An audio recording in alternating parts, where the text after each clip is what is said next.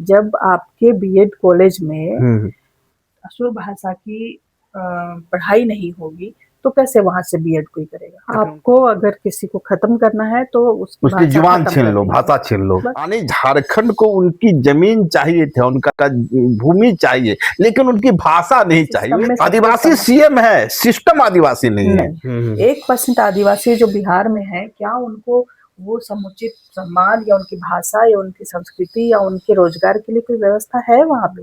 जमीन का, खनिज संपदा का, जंगल का जो मसला आएगा तब तो वो चुप लगा जाते हैं, तब तो वो हमारे पक्ष में खड़े खड़े होकर नहीं नहीं बोलते होते हैं। है हाँ। ना। तो दोस्तों, झारखंड में भाषा को लेकर एक बार फिर से विवाद गहराता जा रहा है। पहले जो विवाद की वजह बनी वह भोजपुरी मगही और अंगिका। भोजपुरी और मगही अंगिका को जिस तरीके से जेटेट से बाहर किया गया, राधा कृष्ण किशोर, दीपिका पांडे की ओर से भी इस पर आपत्ति दर्ज की गई।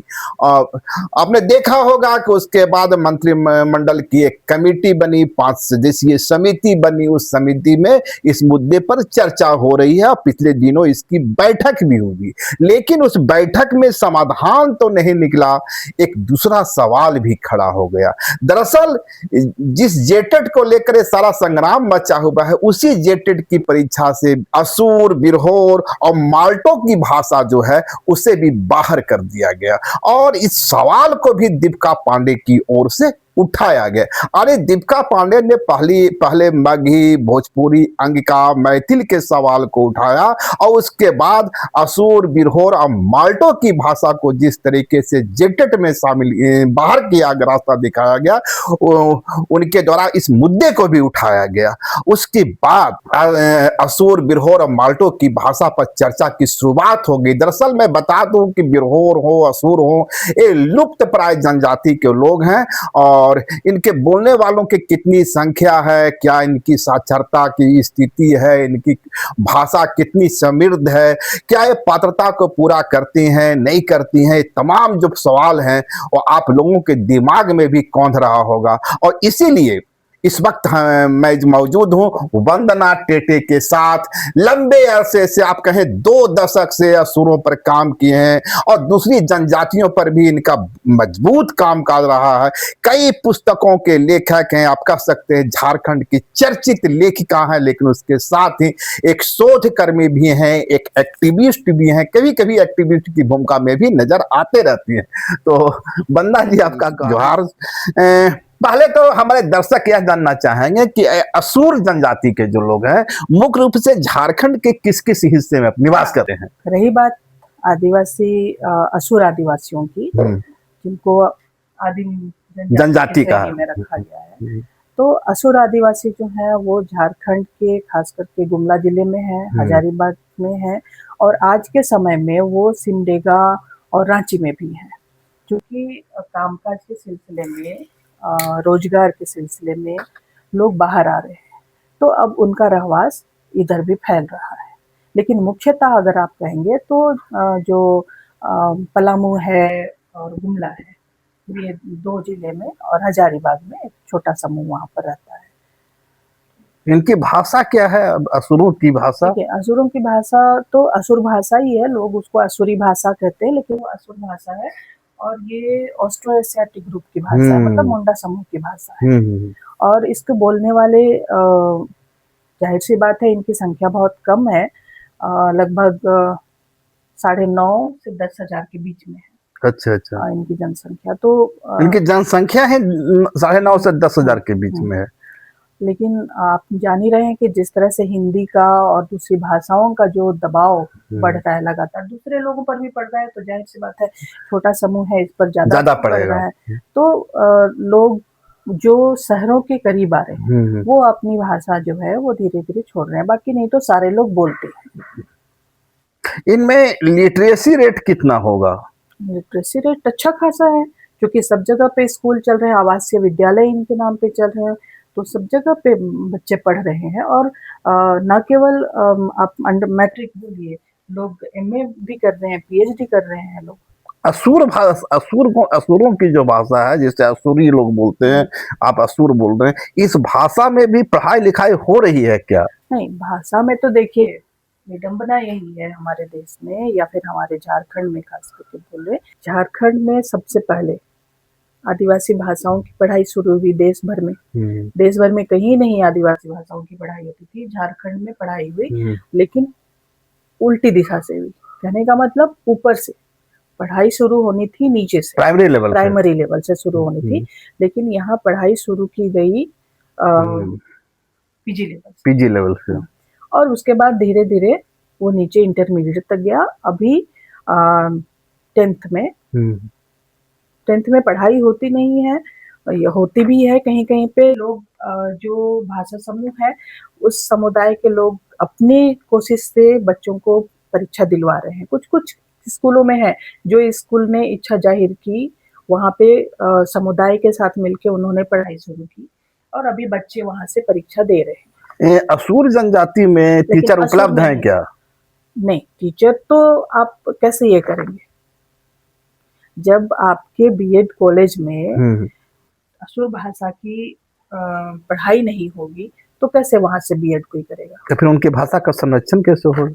भाषा संरक्षण तो समाज करता है ना, सरकार नहीं करती है। सरकार कुछ सुविधाएं देती है पढ़ाई के सिलसिले में, नौकरी के सिलसिले में, प्रतियोगी परीक्षाओं के माध्यम से वो ये करती है। भाषा तो समाज बचाता है, तो समाज अपना काम कर रहा है, सरकारें अपना काम नहीं करनी है ठीक से। क्योंकि हर बार जैसे मैंने कहा कि पीजी से लेकर के नीचे की तरफ गए, 10th में गए, जबकि पढ़ाई होनी चाहिए थी क्लास 1 से लेकर के ऊपर की एमए की तरफ, मतलब उल्टी गंगा बहाई गई।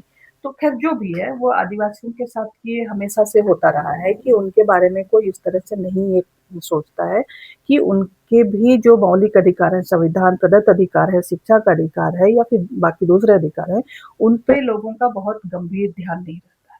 लोग बस हाँ है कर दिया। पर एक जो हमारे एजुकेशन पॉलिसी कहती है कि हर बच्चे को उसकी मातृभाषा में शिक्षा का अधिकार है, तो अभी हिंदुस्तान के हर बच्चे को मातृभाषा में शिक्षा का अधिकार है, तो असुर के बच्चों को भी वही है, माल्टो के बच्चों, बिरहोर के बच्चों को, जो भी है यहाँ पे, जो भी समुदाय है, जो भी संस्कृतियां यहाँ निवास करती है, हर एक को अपनी मातृभाषा में पढ़ने का अधिकार मिलना चाहिए।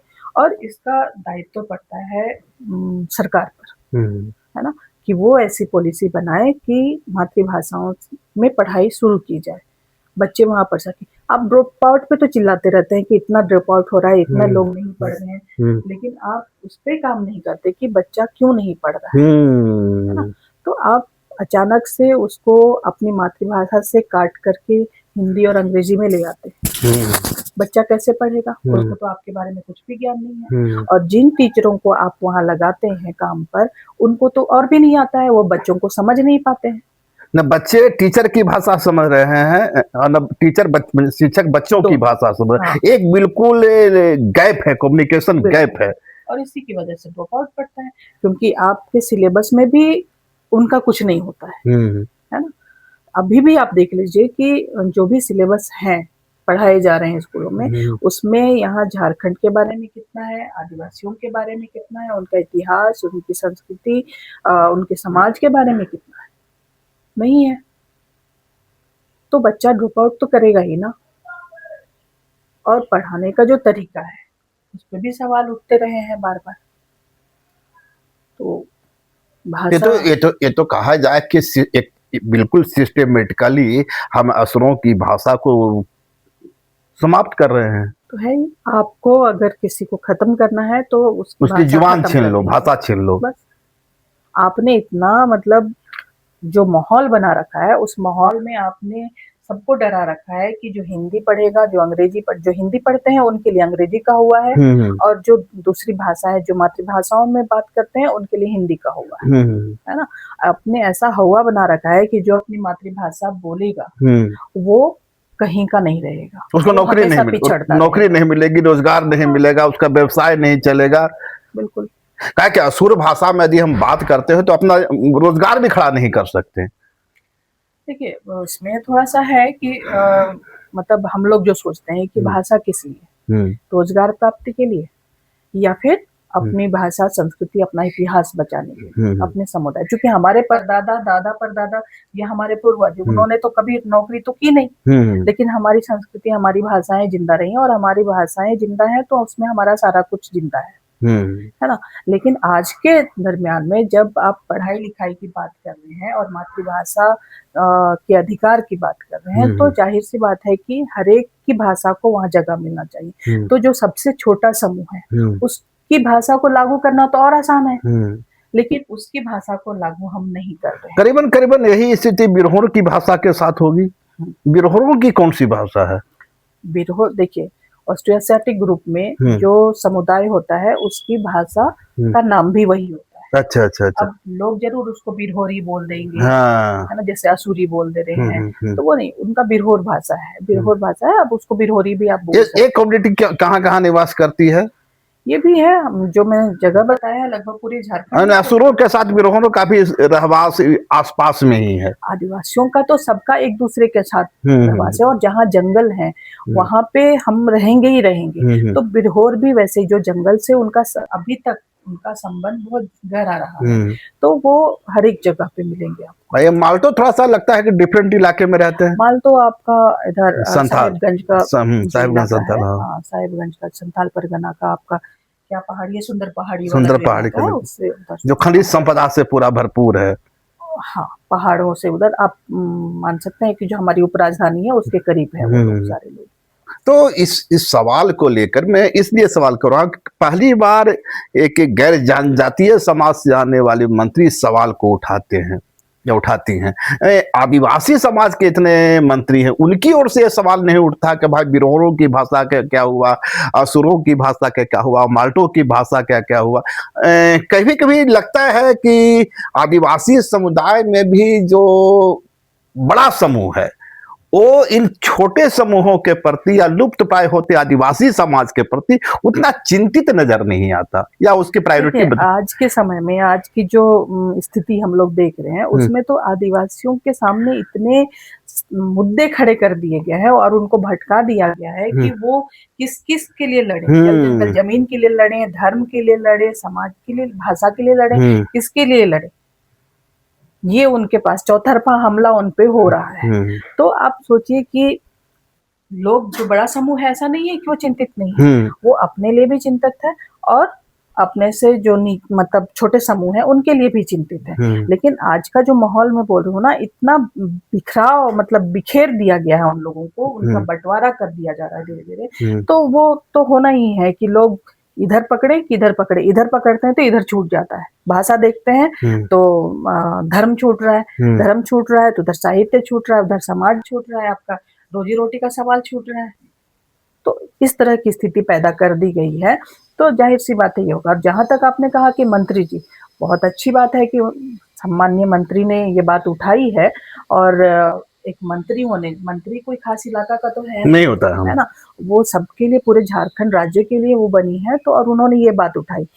लेकिन मगही, भोजपुरी और अंगिका, इसके लिए भी हम लोगों ने जब लड़ाई शुरू की, झारखंडी भाषा साहित्य संस्कृति अखड़ा ने भी जब द्वितीय राजभाषा घोषित करने की जब मांग की थी, तो हम लोगों ने भी उनका विरोध किया था। इसलिए विरोध किया था कि यहाँ की जो मूल भाषाएं हैं उन पर ध्यान होना चाहिए। अब ये जो दूसरी भाषाएं, एकीकृत बिहार में हमें क्या हिस्सा मिलता था, आदिवासियों को, झारखंडियों को, जो झारखंड का जो हमारा भौगोलिक ज्योग्राफिकल एरिया है, उसमें उनके लोगों को क्या हिस्सा मिलता था, कुछ भी नहीं मिलता था। अगर आज हम कहें कि हमारा 1% कितना होता है, बहुत कम, 1% आदिवासी जो बिहार में है, क्या उनको वो समुचित सम्मान या उनकी भाषा या उनकी संस्कृति या उनके रोजगार के लिए कोई व्यवस्था है वहां पे? नहीं है ना। तो जब वहां नहीं है, आपकी खुद की भाषाओं को वहां जगह नहीं मिल रही है, तो फिर आप यहाँ पे क्यों दावा करते हैं? हम किसी भाषा का अपमान नहीं करना चाहते, लेकिन कोई हमारा हक छीन ले तो हम भी नहीं स्वीकार करेंगे। पर एक तर्क उधर से आता है कि चूंकि पलामू में, गढ़वा में, चतरा में और आगे बढ़ते जाइए हजारीबाग के कुछ एक हिस्सों में, वहाँ की जो भाषा है वो मगही है, भोजपुरी है। तो वो तो भाषा तब भी वे बोल रहे थे जब वो झारखंड का हिस्सा बनाया गया था। यानी झारखंड को उनकी जमीन चाहिए थी, उनका भूमि चाहिए, लेकिन उनकी भाषा नहीं चाहिए। वे कह रहे हैं कि हम लोग कोई गंगा पार से तो आए नहीं, हम तो इसी धरती पर निवास कर रहे हैं, आपने हमें झारखंड में शामिल किया, जब झारखंड में शामिल किया तो झारखंड की भाषा भी इससे स्वीकार करो। लेकिन पहले हम अपने देखेंगे ना, पहले हम खुद वो को भी तो अपने ही देखेंगे। हैं। नहीं, पहले हम अपनी भाषा देखेंगे, हाँ, हाँ, हाँ। उसके बाद फिर तो बहुत बात बढ़ी जाएगी, है ना? क्योंकि फिर जमीन का, खनिज संपदा का, जंगल का जो मसला आएगा, तब तो वो चुप लगा जाते हैं, तब तो वो हमारे पक्ष में खड़े खड़े होते नहीं होते हैं, हाँ। है ना? तो अभी हमसे कैसे उम्मीद करते हैं कि हम उनके पक्ष में खड़े हैं, ठीक है? और देखिए, ये जितनी भाषाएं हैं, ये सारी भाषाएं समृद्ध भाषाएं हैं, है ना? इनको कहीं से कोई खतरा नहीं है। हाँ, ये तो अनडाउटली है। तो जो खतरे में है पहले उनको हम संभालें, उसके बाद जो है उनको देना, तो ये दिल बड़ा करने की भी बात है, ठीक है? केवल समूह बड़ा हो जाने से बात नहीं बनती है, दिल भी बड़ा होना चाहिए। लेकिन उल्टा होता है, आदिवासियों का दिल बड़ा है ना? इसीलिए उन्होंने सबको बसाया, यहाँ रहने दिया, खाना खिलाया, सब कुछ कर रहे हैं, लेकिन वो अपनी चीजों से हाथ धोते चले जा रहे हैं। तो जब ऐसा मौका आन पड़ा है, तो दूसरे जो लोग हैं उनको उनका ये दायित्व बनता है कि वो इन भाषाओं को पहले जगह दें, इनको आगे बढ़ाएं, उसके बाद फिर अपने। एक चीज समझ में नहीं आती कई लोगों को कि ये जो झारखंड की सरकार है, मौजूदा सरकार है, आदिवासी भावनाओं के साथ ही आई थी। आदिवासी ट्राइबल सेंटिमेंट ही माना जा रहा है कि इनकी वापसी का प्रमुख आधार था। जिस तरीके से सीएम हेमंत की गिरफ्तारी हुई, कल्पना सोरेन की एंट्री हुई और हेमंत सोरेन की गिरफ्तारी को आदिवासी समाज ने अपनी अस्मिता से जोड़कर देखा। ये कयास लगाए जाते हैं कि इसी कारण ही भाजपा का संथाल से, कुल्हान से और दूसरे इलाकों से सफाया हुआ। लेकिन इस सरकार की तो प्राथमिकता होनी चाहिए थी, और असुर की भाषा, बिरहोनों की भाषा, माल्टों की भाषा, इनकी प्रायोरिटी क्यों नहीं हो पा रही है? इनके अंदर उलझन क्यों है? देखिए, फिर क्या है, ये सिस्टम जो है, ये आदिवासी सिस्टम तो है नहीं, ये आदिवासी सिस्टम नहीं है। आदिवासी सिस्टम में आदिवासी सीएम है, सिस्टम आदिवासी नहीं है। आदिवासी विधायक हैं, आदिवासी मंत्री हैं, लेकिन सिस्टम बाहरी है। उधर जो भी उस सिस्टम में हमारे लोग जाएंगे, वो इतने प्रेशर में रहेंगे कि उनको काम करने को ही नहीं मिलेगा, ठीक है? वो चाहकर भी नहीं कर पाएंगे। और शायद यही कारण है कि असुरों के सवाल को किसी ट्राइबल कम्युनिटी से आने वाले मंत्री ने नहीं उठाया। आखिरकार गैर ट्राइबल जो गैर जनजातीय समूह के मंत्री उठाने की हिम्मत कर दिए। या बहुत हो सकता है कि जिस तरह से अंगिका, मघी और भोजपुरी के सवाल को चला जा रहा था, हो सकता है बहुत संभव है कि उसे काउंटर करने के लिए नैरेटिव भी सामने लाया गया हो। हाँ, ये है, जस्टिफाई करने के लिए। ये तो भाई मैं तो दीपिका मैडम से भी बोलूंगी कि पहले उन्होंने असुर और बिरजिया को या बिरहोर को क्यों नहीं कहा? हाँ। पहले अपनी भाषाओं के बारे में क्यों बात हाँ। है ना? वो लुप्तप्राय भाषा की बात अगर हम करें, बार बार लुप्तप्राय कह रहे हैं, जबकि वो लुप्तप्राय है नहीं। लुप्तप्राय नहीं है, असुर की भाषा लुप्तप्राय नहीं। ये भी एक नैरेटिव बनाया, अच्छा, एक नैरेटिव खड़ा किया गया है। अगर आप देखेंगे भाषा का इतिहास, तो वो लगातार उनकी जनगणना भी आप देखेंगे तो वो ऐसी चली आ रही है ना? आप सोचिए कि सदियों पहले जो प्राचीन भाषाएं थी, वो आज कहाँ है ना? आप संस्कृत को ही देव भाषा बोलते हैं, कोई भी बोलने वाला एक किसी भी की जरूरत पड़ रही है, उसको अपलिफ्ट करने की कोशिश। कोई ऐसा जियोग्राफिकल एरिया नहीं कहा जा सकता कि जहाँ की संस्कृत बोली जाती है। हमारे लोग बोल रहे हैं, सदियों से बोल रहे हैं। हाँ। वो कम बेसी होता रहता है ना, वो होगा, लेकिन ऐसा नहीं है कि उनको बहुत मतलब एकदम से खत्म हो गई वो, ठीक है? तो ये भी एक तरह सा पॉलिटिकल ये है कि आपको डराया जाए कि आप खत्म हो रहे हैं। तो ये, लेकिन अब हमारे लोग समझ रहे हैं कि ये डराने वाला जो पॉलिटिक्स है, मैंने ये कहना कि हम लुप्त हो रहे हैं, यह भी एक साजिश है। मैं चाहूंगा कि चूंकि अब लोगों में उत्सुकता बढ़ी है बिरहोर समाज, असुर समाज के बारे में जानने की, आप इससे बहुत लंबे समय, जैसा कि मैं शुरू में बताया कि आपने 2 दशक कम से कम इस कम्युनिटी को दिया है। यदि किसी को असुर भाषा के बारे में पढ़ना पढ़ने की चाहत हो, असुर संस्कृति को जानने की चाहत, तो कौन सा ऐसा बुक होगा उनके लिए जिससे असुरों के बारे में जान सकते हैं? कई ऐसी किताबें हैं जो दूसरे लोगों ने लिखी हैं, अंग्रेजों ने लिखी हैं, बाद के समय में कई रिसर्चर्स ने लिखे हैं उनके बारे में, उनकी भाषा के बारे में नहीं, उनकी संस्कृति के बारे में लिखा है। भाषा के बारे में भी कुछ लोगों ने, जैसे के युवा हैं और भी कई सारे लोग हैं, उन्होंने लिखा है। लेकिन हम लोग अभी ये कहते हैं कि जो असुर लिख रहे हैं उनको पढ़ना चाहिए। अगर उनको जानना है बेहतर तरीके से तो उनको पढ़ना चाहिए। कुछ अभी हाल के दिनों में सुषमा असुर काफी काम कर रही हैं। सुषमा असुर लिटरेचर में भी काम कर रहे हैं। हाँ, देखिए हमारा संगठन तो मुख्यतः लिटरेचर पे ही काम कर रहा है, उनके साहित्य को सामने कर लाना, क्योंकि हमारी भाषा में ही हमारा साहित्य, हमारा इतिहास सारा छुपा हुआ है, तो हम उनको लाएंगे सामने और उसका बाद में आप हिंदी में, अंग्रेजी में अनुवाद करेंगे तो दूसरे लोगों तक ये चीजें पहुंच पाएंगी। तो हमारा फोकस तो हमारी भाषा है और उसके जरिए हमारी संस्कृति और हमारा इतिहास, जिसका हम डॉक्यूमेंटेशन भी कर रहे हैं और उसको सामने लाने की कोशिश भी कर रहे हैं। पढ़ सकते हैं उनका लिखा हुआ। सुषमा असुर है, सुषमा असुर है। अभी कुछ लोगों की देखिए किताबें बहुत ज्यादा नहीं आई हैं, क्योंकि जिस तरह से भाषा को नेग्लेक्ट किया गया वैसे ही हमारे साहित्य को भी नेग्लेक्ट किया गया। और साहित्य के लिए चाहिए कि प्रकाशन, लोगों को जो लेखक हैं, जो कवि हैं, उनको प्रोत्साहन दे। तो ऐसी कोई योजना हमारे यहाँ तो नहीं है, पूरे देश में नहीं है। दूसरे देशों में हम इसलिए, दूसरे देश नहीं मतलब हमारे देश में भी हम कहेंगे कि आप जो उन्हीं 22 भाषाओं की बात करते हैं उनको ही सपोर्ट करते हैं, बाकी दूसरी भाषाओं को कोई सपोर्ट नहीं मिलता है। तो इसलिए यहाँ पे भाषा अकादमी गठन की बात हो रही थी, लेकिन हमको ये भी पता है कि भाषा अकादमी बनने के बावजूद भी वही भाषाएं हावी होंगी जो मतलब बड़ी संख्या में है या जो बड़ी ज्यादा बोली जाती है।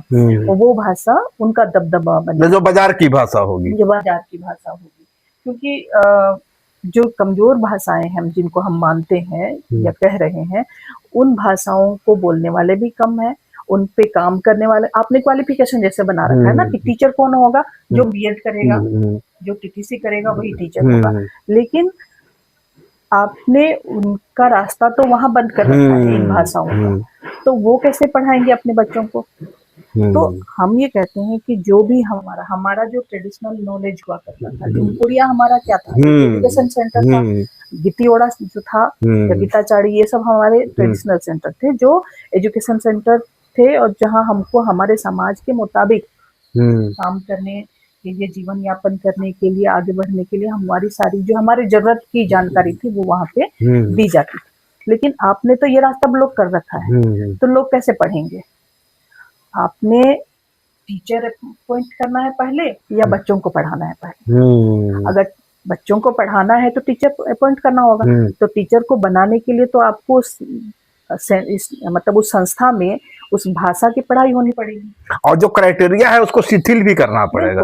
यदि आप समझते हैं कि हमारे बीच में, मैं काट रही हूँ आपको, अभी हमारे बीच में जो हमारे पढ़े लिखे मतलब जो आदिवासी हैं जिनको हम असुर बिरहोर बोल रहे हैं, उन्होंने ये वो उस लेवल पे बात नहीं पहुंची है, लेकिन अभी हमारे बीच में ये बात हो रही है कि हम, ठीक है आपने आदिवासियों को एक आरक्षण दे रखा है, लेकिन हमें कहाँ, हम जबकि वही खुद इतने सारे हैं, तो हमारी जगह वहाँ कहाँ है जब हम पढ़ लिख के वहाँ आए। तो सरकार को ये व्यवस्था भी करनी पड़ेगी कि जो आदिवासियों को रिजर्वेशन है उसके इतर जो आदिम जनजाति, आदिवासी हमारे असुर बिरोर है, उनके लिए एक अलग से व्यवस्था करनी, कैटेगरी बना दिया जाए, क्योंकि वो तो उसमें शामिल ही नहीं हो पाएंगे, उसको फुलफिल ही नहीं कर पाएंगे। नहीं, वैसे भी अब यदि असुर बिरहोर के युवाओं को संथाल, उरांव, मुंडा, इन तमाम युवाओं से प्रतिस्पर्धा करना पड़ेगा, तो निश्चित रूप से प्रतिस्पर्धा ये वही मामला है ना कि आज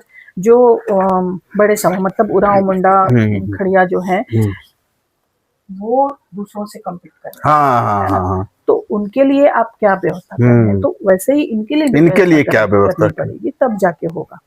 और निश्चित तौर पे शिक्षा तो आज के समय में ज्ञान, कितना ज्ञान का वो पर्याय बना है नहीं मालूम, लेकिन ये जरूर ये बात है कि आज के समय में अगर हमको अपने बच्चों को आगे बढ़ाना है तो शिक्षित करना पड़ेगा, और उस शिक्षा का माध्यम अगर हमारी भाषा हो तो ज्यादा बेहतर है। ज्यादा लास्ट सवाल होगा, मैं आपसे चाहूंगा वंदना जी कि क्या असुर जनजाति की ओर से, बिरहोर समाज की ओर से, माल्टो समुदाय की ओर से इस बात की कोई सुबुगाहट है कि चूंकि ये बहस अभी मौजूदा दौर में चल रहा है तो मंत्रियों से मिला जाए, उस कमेटी से मिला जाए, अपने गिरवांश रखा जाए, मांग की जाए कि भाई जेटेट की परीक्षा में, दूसरी तमाम परीक्षाओं में भी असुर, बिरहोर और माल्टो की भाषा को शामिल किया जाए? पिछले दिनों किया ही है लोगों ने, असुर, बिरहोर, बिरहोर तो नहीं, बिरजिया लोगों ने। बिरजिया लोग, देखिए बहुत कम संख्या है ना, बहुत कम संख्या है, और उस संख्या से आप चाहेंगे कि वो करे,